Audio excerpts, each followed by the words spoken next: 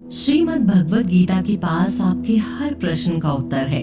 चाहे आपकी कोई भी परेशानी हो, कोई भी इच्छा हो, गीता आपके हर प्रश्न का उत्तर देती है, आपकी हर समस्या का हल देती है।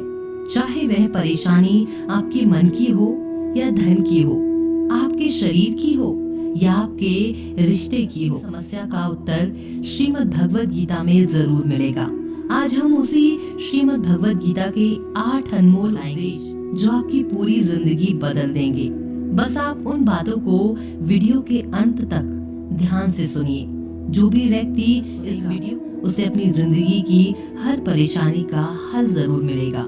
जिंदगी में जो कुछ भी चाहिए वह उसे। गीता का पहला उपदेश है कि जो चला गया है कभी उसका दुख मत करो, और जो आने वाला है उसकी बिल्कुल भी। जब महाभारत का युद्ध चल रहा था तब अर्जुन ने श्री कृष्ण से कहा कि अगर युद्ध हुआ तो जो सैनिक और योद्धा उस युद्ध में मारे जाएंगे उनकी स्त्रियों का क्या होगा, समाज कैसे आगे बढ़ेगा, और भी बहुत विस्तार से कही हैं। इस पर श्री कृष्ण बोले, हे अर्जुन, तू बड़ी बड़ी ज्ञानियों जैसी बातें करता है, लेकिन जो सच में वह जो लोग मर चुके हैं, जा चुके हैं या एक दिन जाने वाले हैं, उनकी चिंता नहीं करता, उनका दुख नहीं करता है। नहीं है, तू चाह कर भी कुछ कंट्रोल नहीं कर सकता है। जीवन और मरण प्रकृति की नियति है, इसीलिए जो ज्ञानी किसी के मरने पर भी रोता नहीं है। ज्ञानी जन ना ही बीते हुए कल का शोक करते हैं और ना ही आने वाले कल की चिंता करते। जो होने वाला है वह होकर ही रहता है, और जो नहीं होने वाला है वो कभी नहीं होगा। ऐसा निश्चय जिसको समझ में आ जाता है, बुद्धि में आ जाता है, उसे कभी कोई चिंता नहीं सताती, कोई दुख नहीं सताता। हमारे सारे दुखों का कारण ही यही है।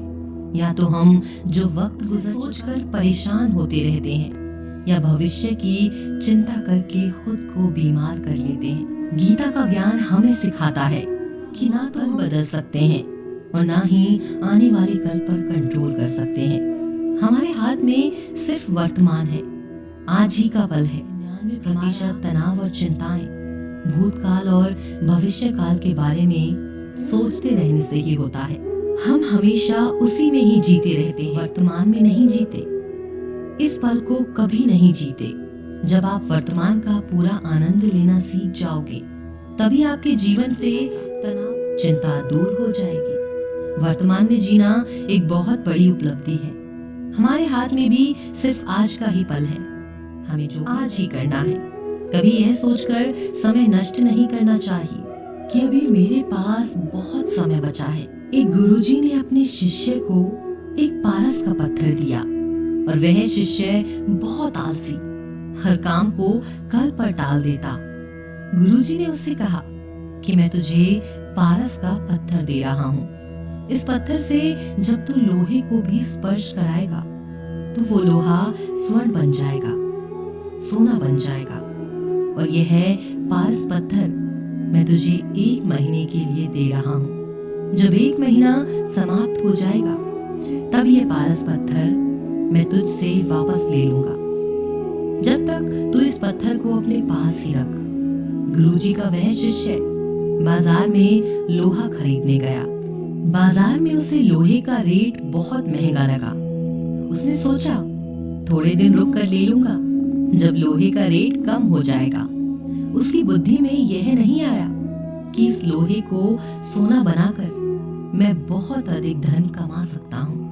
उसके मन की सुस्ती, उसके मन का आलस की वजह से उसने आज के काम को कल पर टाल दिया। ऐसा करते करते पूरा 1 महीना समाप्त हो गया। अब गुरुजी उस शिष्य के पास आ पहुंचे और पूछा कि बताओ कितना सोना बनाया। शिष्य बोला कि मैंने तो अभी सोना बनाना शुरू भी नहीं किया। गुरुजी ने बोला, मुझे वह मेरा पारस पत्थर वापस चाहिए। शिष्य बोला, अभी नहीं, मुझे थोड़ा वक्त दीजिए, मैं थोड़ा सोना बनाना चाहता हूँ। गुरुजी ने कहा, यह पारस पत्थर पूरा 1 महीना तेरे पास था, पर तू कुछ नहीं कर पाया। लेकिन अब समय समाप्त हो चुका है। ऐसा ही हमारा जीवन है, हमारी जिंदगी है, और यह समय ही पारस पत्थर है। हम समय के एक एक पल से अपने जीवन को सोना बना सकते हैं, लेकिन हमें यह लगता है कि हमारे पास बहुत समय बचा है। एक दिन जिंदगी को जी लेंगे, एक दिन जिंदगी में खुश हो जाएंगे, लेकिन वह दिन कभी नहीं आता और हम जिंदगी भर भागते रहते हैं, चिंता करते रहते हैं, दुखी होते रहते हैं, लेकिन जिंदगी को जीना भूल जाते हैं। इसीलिए गीता का ज्ञान हमें यह सिखाता है कि आप आज में जीना सीखो, इस पल में जीना सीखो। श्रीमद् भगवत गीता का दूसरा उपदेश यही है कि कोई अगर आपका अपना है या कोई आपसे बड़ा है तो उसके प्रति गलत व्यवहार कभी भी सहन नहीं करना चाहिए। यह गीता का उपदेश हमारी जिंदगी से भी जुड़ा है। हम अपने मन की अधिकतर तकलीफों को यह सोचकर जिंदगी भर सहते हैं, यह तो मेरा अपना है, यह तो मेरा बड़ा है, इसको हम कैसे कुछ कह सकते हैं। हम अगर नहीं सहेंगे, कुछ कह देंगे तो हमारे रिश्ते खराब हो जाएंगे, हमारे रिश्ते ही समाप्त हो जाएंगे। पर सोचने की बात यह है कि उस व्यक्ति को आप अपना कैसे मान सकते हैं जो आपकी तकलीफों की वजह हो। अपना तो वह होता है जो हमारी तकलीफ को दूर कर दे। गीता का यह उपदेश है कि किसी को भी अपना फायदा मत उठाने दो, किसी को भी खुद पर जुल्म मत करने दो, क्योंकि आप जितना सहेंगे लोग आपको उतना ही और सहने के लिए मजबूर करेंगे। गीता का पहला अध्याय अर्जुन निषाद योग और दूसरा अध्याय जिसका नाम है सांख्य योग, उसके आरंभ में अर्जुन ने कृष्ण के आगे अपना दुख प्रकट किया है। हे केशव, मैं कौरवों से कैसे युद्ध कर सकता हूँ? यह सब तो मेरे अपने ही हैं। मैं कैसे भीष्म पितामह और द्रोणाचार्य से युद्ध करूंगा, क्योंकि वह दोनों मेरे पूजनीय हैं। इसीलिए इन गुरुओं को मारने से तो अच्छा है कि मैं भिक्षा के अन्न को खाकर अपने जीवन का गुजारा करूं। और जिन कौरवों से मैं युद्ध करने जा रहा हूं, वह धृतराष्ट्र के पुत्र मेरे भाई ही हैं, मेरे अपने ही हैं। इन सबको मारने से अच्छा है कि मैं सन्यासी बन जाऊं। तो श्री कृष्ण ने अर्जुन से कहा कि यहाँ कौन अपना है और कौन पराया है। जो अधर्म करता है उसके साथ युद्ध करना तुझे मोक्ष और मुक्ति देगा। तू अपने इस मन के भाव को त्याग दे, नहीं तो सारा जग तेरी निंदा ही करेगा, तुझे डरपोक कहेगा। बात अपने पराई की नहीं है, बात धर्म और अधर्म की है, बात सही और गलत की है। तू गलत ही सहेगा, उसका अंत नहीं करेगा, तो गलत करने वालों को और बल मिलेगा, वह और भी गलत करेगा। इसलिए मन के मोह को त्याग करके तू युद्ध कर। एक और कहानी भी है। जब अर्जुन के पुत्र अभिमन्यु की युद्ध में मृत्यु हो जाती है, तब अर्जुन बहुत दुखी होते हैं, रोने लगते हैं। वो श्री कृष्ण से कहने लगे, मेरा पुत्र मर गया है, मैं यह दुख बिल्कुल भी सहन नहीं कर सकता, मैं अपने आप को समाप्त कर लूंगा।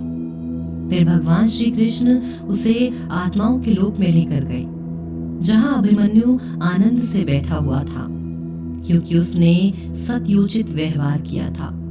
इसीलिए उसे उत्तम पद प्राप्त हुआ।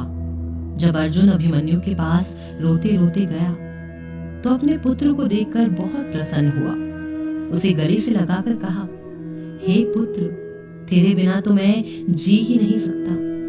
मैंने तो अपने जीवन की आशा का ही त्याग कर दिया है। तो अभिमन्यु कहने लगा कि आप कौन हैं?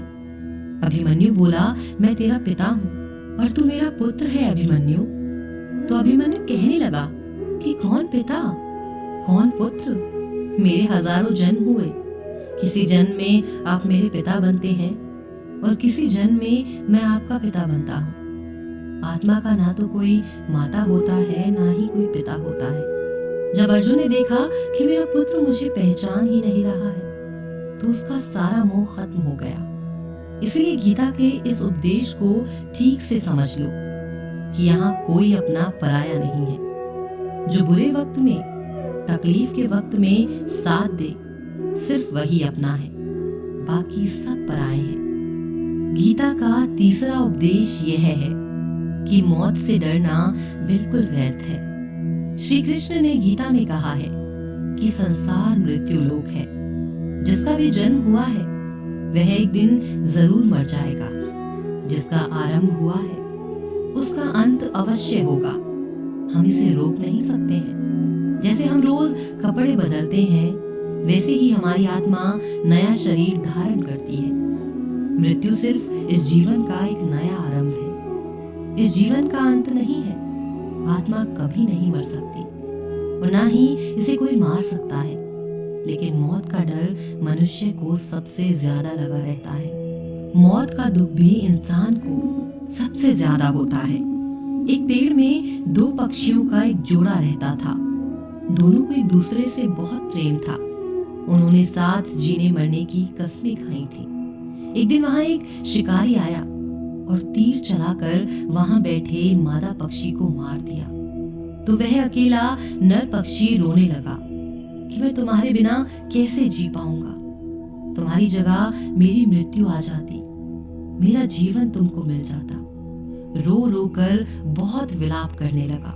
इतने ही उस शिकारी ने दूसरा तीर चलाया और उस पक्षी को भी मार दिया। गीता में यह कहानी हमारी ही है।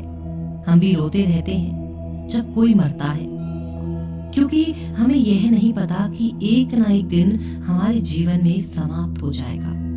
हम भी उसी मृत्यु पेड़ पर ही बैठे हैं, लेकिन शरीर का मिटना हमारा अंत नहीं है। श्री कृष्ण ने अर्जुन से कहा कि हे अर्जुन, तेरे और मेरे अनंत जन्म हुए हैं। तुझे कुछ भी याद नहीं है, लेकिन मुझे सब याद है। जो व्यक्ति इस सत्य को समझ ले कि मैं यहाँ इस संसार में कुछ समय के लिए आया हूँ, इसीलिए जिंदगी के सारे झगड़े, सारे दुख, सारी चिंताएं समाप्त हो जाएंगी। जब इस संसार से जाना ही है तो दुख किस बात का। पहले के जमाने में साधु महात्मा लोग पैदल यात्रा करते थे। यात्रा करते करते वो एक नगर में पहुंचे। वे महात्मा बहुत थक चुके थे। उस नगर में उन्होंने एक महल देखा। उस महल में जाकर विश्राम करने का सोचा और वह उस महल में जाकर सो गए। जब उस महल में वहां का राजा पहुंचा तो अपने पलंग पर उस साधु को सोता देखकर बहुत हैरान रह गया। राजा उस महात्मा से पूछने लगा कि तुम मेरे महल में कैसे घुस गए और मेरे बिस्तर पर सो रहे हो। महात्मा कहने लगा कि यह तुम्हारा महल है, मुझे तो लगा यह धर्मशाला है। राजा ने कहा कि आपको मेरा महल धर्मशाला कैसे लगा। महात्मा ने राजा से प्रश्न किया कि तुमसे पहले इस महल में कौन रहता था। तो राजा बोला कि मुझसे पहले मेरे पिता यहाँ रहते थे और उससे पहले मेरे दादाजी यहाँ पर रहते थे। महात्मा ने सिर्फ प्रश्न किया कि क्या तुम इस महल में हमेशा रहोगे या तुम्हारे बाद कोई और रहेगा। राजा ने कहा कि मेरे बाद मेरा पुत्र इस महल में रहेगा। राजा ने कहा कि मेरे बाद मेरा पुत्र इस महल में रहेगा। महात्मा ने राजा से कहा कि जिस जगह पर रहने वाले बार बार बदल जाते हैं उसे घर कैसे कह सकते हैं। वह तो धर्मशाला ही है। इसीलिए तेरे महल को धर्मशाला समझकर मैं इसमें रात बिताने के लिए आ गया। धर्मशाला जान जग को यहाँ सब मेहमान है। मोह इससे मत करो, सब स्वप्न का सामान है। अगर हम इस बात को समझ लें कि हम यहाँ कुछ समय के लिए आए हैं, आनंद के लिए आए हैं, खुश रहने के लिए आए हैं, तो हमारे सारे दुख समाप्त हो जाएंगे। जब हम अपना मोह यहाँ जमा लेते हैं, अपना दावा यहाँ जमा लेते हैं, यह मेरा है, इसे मैं छोड़ नहीं सकता, इसके बिना मैं जी नहीं सकता, तो हमारा जीवन दुखों से भर जाता है। इसीलिए जीवन में मृत्यु का भय त्याग करके प्रतिपल आनंद लेना चाहिए। गीता का चौथा उपदेश, मन और विचारों को कंट्रोल किए बिना जीवन में कभी शांति और सुख मिलने वाला ही नहीं है। अर्जुन ने श्री कृष्ण से कहा कि मेरा मन सही गलत सब कुछ जानता है, फिर भी मेरे विचार और मेरा मन मुझसे कंट्रोल नहीं होता। मैं जो करना चाहता हूँ वह नहीं कर पाता, और जो नहीं करना चाहता हूँ वह मेरा मन मुझसे जबरदस्ती करवा लेता है। इसीलिए मैं बेचैन हो गया हूँ, मुझे शांति प्राप्त नहीं हो रही। श्री कृष्ण ने अर्जुन से कहा, इसके लिए तुझे अपने मन और विचारों से डिटैच होकर अपने मन और विचारों को सही दिशा में ले जाने की प्रैक्टिस करनी होगी, अभ्यास करना होगा। और यह एक दिन का काम नहीं है। जब तक तू अपने मन और विचारों की गुलामी का त्याग नहीं करेगा, तब तक तुझे कभी शांति नहीं मिलेगी। एक राजा था, वह बहुत बेचैन और परेशान रहता। एक दिन वह अपने गुरुजी के पास आया और उनसे कहने लगा कि मेरा मन बहुत बेचैन है, मैं बहुत परेशान हूँ। मैंने पूरे संसार को जीत लिया है, सब कुछ है मेरे पास, पर मैं खुश नहीं हूँ। मेरे मन में सुकून नहीं है, शांति नहीं है। तो गुरुजी ने राजा से कहा कि तुम्हारी नजर में अगर कोई ऐसा व्यक्ति है जिसने सुकून को प्राप्त कर लिया है, शांति को प्राप्त कर लिया है, तुम उसका एक बार कुर्ता पहन लो, तुम्हारे जीवन में भी शांति आ जाएगी। राजा बहुत प्रसन्न हो गया कि यह तो बहुत आसान काम है। वह अपने राजमहल में आया और राज्यसभा में सबसे कहने लगा कि आप लोगों में से जो भी शांत हो गया हो, जिसे सुकून मिल गया हो, वह अपना कुर्ता मुझे दे दे। बदले में जितना भी धन मांगेगा मैं उसे दे दूंगा। सब लोग एक दूसरे का मुंह देखने लगे। पैसों का लालच आता, लेकिन सबको एक दूसरे की सच्चाई पता थी। किसी की जिंदगी में भी शांति और सुकून नहीं था। सब अपना सर झुकाकर वहां खड़े हो गए। फिर उस राजा ने पूरे नगर में ढिंढोरा पीट दिया कि जिसे भी शांति प्राप्त हो चुकी हो, सुकून प्राप्त हो चुका हो, वह मेरे पास आकर अपना कुर्ता दे दे। वह जितना कहेगा उसे उतना ही धन दे दिया जाएगा। लेकिन एक भी व्यक्ति ऐसा नहीं मिला जिसे शांति प्राप्त हो चुकी हो। वास्तविकता में जब कोई मरता है तब हम कहते हैं कि फला व्यक्ति आज शांत हो गया।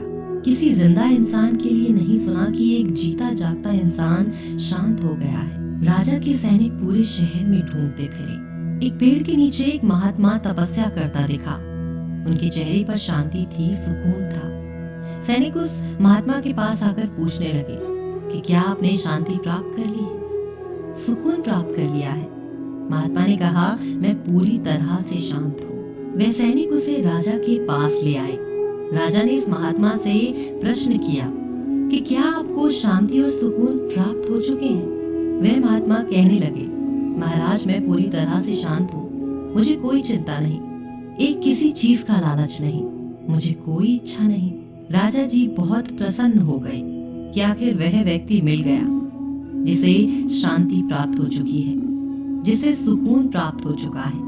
राजा उस महात्मा से कहने लगे, महात्मा आप अपना कुर्ता कृपया करके मुझे दे दीजिए, बदले में आप जो मांगेंगे मैं आपको दे दूंगा। वह महात्मा कहने लगे, महाराज सुकून और शांति तो मुझे मिल चुके हैं, लेकिन क्या करूं, मेरे पास कुर्ता ही नहीं है पहनने के लिए जो मैं आपको दे सकूं। जब राजा ने उस महात्मा की यह बात सुनी कि इस महात्मा के पास कुर्ता भी नहीं है पहनने के लिए, इसके बाद ही यह महात्मा बिल्कुल शांत है, उसके जीवन में सुकून है। और मैं सारी जिंदगी धन को जोड़ने में लगा रहा, लेकिन मुझे शांति नहीं मिली, सुकून नहीं मिला, क्योंकि शांति और सुकून बाहर की चीज नहीं है, हमारे भीतर की चीज है। इसीलिए जब तक कोई व्यक्ति अपने मन और विचारों को कंट्रोल नहीं करता, तब तक उसके जीवन में सुकून और शांति नहीं आती। और गीता का उपदेश हमें यही सिखाता है कि शांति चाहिए तो मन को शांत करना सीखो। गीता का 5वां उपदेश ये है कि जो मनुष्य दुनिया के सारे सहारों को छोड़कर सिर्फ भगवान को ही अपना सहारा मान लेता है, उसकी हर जरूरत को ईश्वर पूरी करता है, उसकी हर प्रकार से रक्षा वह परमात्मा ही करता है। जो भी व्यक्ति मुझे अपना सहारा मानता है, उसका योगक्षेम मैं स्वयं करता हूँ। योगक्षेमम विहाम्यम, अर्थात जो चीज नहीं मिली है उसकी प्राप्ति कराना इसका नाम योग है। और जो चीज मिली हुई है उसकी रक्षा करना शेम है। श्री कृष्ण कहते हैं कि जो मुझ पर डिपेंड हो जाते हैं उसे जो चाहिए वह मैं देता हूँ और उसकी हर प्रकार से भी रक्षा करता हूँ। गीता का 6वां उपदेश ये है कि इस संसार में हमारा कुछ नहीं है। गीता सार में आपने कई बार सुना होगा कि तुम्हारा क्या गया जो तुम रोते हो, तुम क्या लाए थे जो तुमने खो दिया, क्या पैदा किया जो नष्ट हो गया, तुमने जो लिया है यहीं से लिया है, जो कुछ भी दिया है यहीं पर दिया। जो आज तुम्हारा है कल किसी और का होगा, क्योंकि परिवर्तन संसार का नियम है।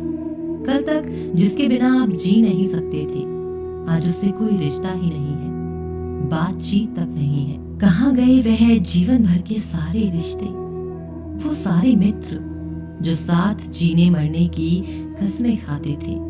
आज पता भी नहीं है कि वो लोग कहाँ चले गए। संसार परिवर्तनशील है, सब लोग यहाँ बदल जाते हैं, हर रिश्ता बदल जाता है। और तो और यह हमारा शरीर भी हर दिन बदल रहा है। बचपन से जवानी, जवानी से बुढ़ापा, और एक दिन यह शरीर हमारा साथ छोड़ देता है। तो किसके लिए रोना है और किसकी चिंता करना? हम सारी जिंदगी चीजों को, रिश्तों को बनाने में, सजाने में, संभालने में लगा देते हैं, लेकिन एक दिन सब कुछ बिखर जाता है। सारी जिंदगी जिस संपत्ति, जिन रिश्तों के लिए हम लड़ते रहते हैं, एक दिन सब कुछ छोड़कर इस दुनिया से हमें जाना पड़ता है। गीता का 7वां उपदेश हमें यह सिखाता है कि किसी से भी हद से ज्यादा मोह कभी मत करना। कृष्ण ने गीता का पूरा ज्ञान ही अर्जुन के मोह को नष्ट करने के लिए कहा है। यह मोह ही है जो इंसान को सबसे ज्यादा रुलाता है। वह इतना बलवान है कि शेर जैसे इंसान को भी गीदड़ बना देता है। जो अर्जुन युद्ध में देवताओं से भी जीत गया, पर अपने रिश्तेदारों को युद्ध में देखकर उसका हाथ कांपने लगा। वह बोला, हे केशव, मेरे हाथ में धनुष पकड़ने की ताकत भी नहीं बची है, मेरे हाथ कांप रहे हैं, मैं युद्ध नहीं कर पाऊंगा। यह मोह इतना पेनफुल होता है जिसकी पीड़ा ना सह पाने के कारण कई लोग अपनी जिंदगी खत्म कर देते हैं, आत्महत्या तक कर लेते हैं कि उस व्यक्ति के बिना हम जी नहीं पाएंगे। किसी से भी हद से ज्यादा मोह करोगे तो जीवन भर पीड़ा का ही सामना करना पड़ेगा।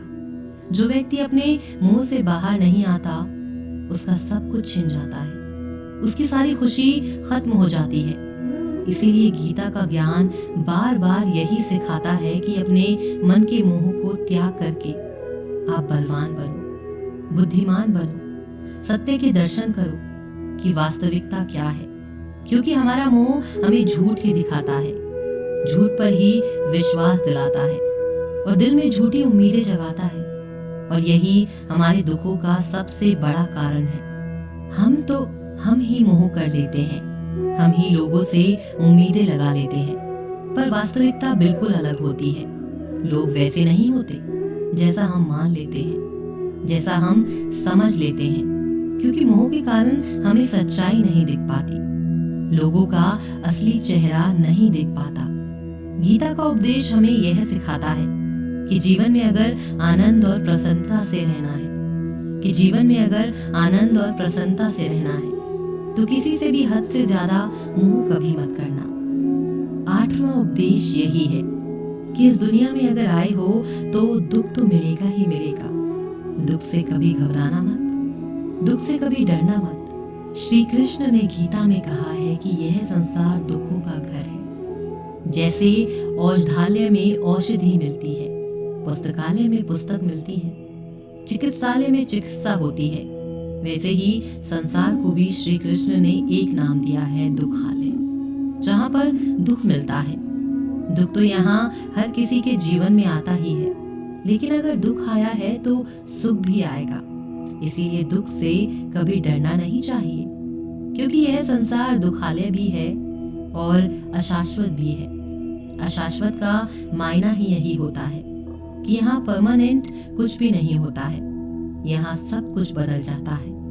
दुख सुख में बदल जाता है और सुख दुख में बदल जाता है और सुख दुख में बदल जाता है, सम्मान अपमान में और अपमान सम्मान में बदल जाता है, खुशी दर्द में और दर्द खुशी में भी बदल जाता है, जीत हार में और हार जीत में। यहाँ कभी भी कुछ भी बदल सकता है, कुछ भी परमानेंट नहीं है, ना ही हम परमानेंट हैं, ना ही हमसे कोई चीज, ना ही हमसे जुड़ी कोई चीज परमानेंट है, क्योंकि यह संसार अशाश्वत है, शाश्वत नहीं है।